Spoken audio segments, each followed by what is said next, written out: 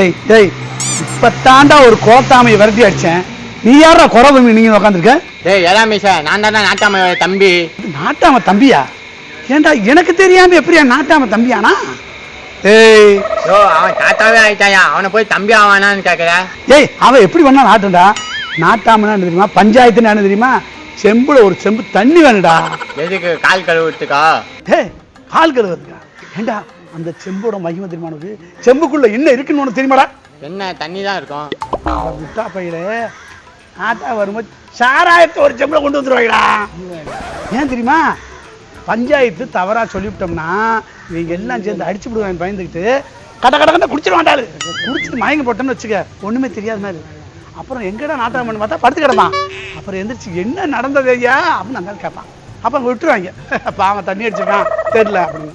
அதுக்கு தாண்டா சாராயத்தை வைக்கிறது. யோ என்னையா சொல்ற? சொம்புல இவ்வளோ மகிமை இருக்கா?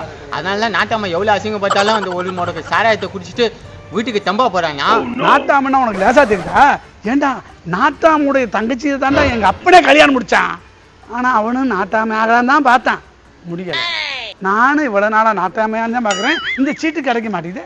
யோ இதென்ன டாக்டர் சீட்டா என்ன? நீட் எழுதி பாஸ் பண்ணி கிடைக்காம இருக்கிறதுக்கு?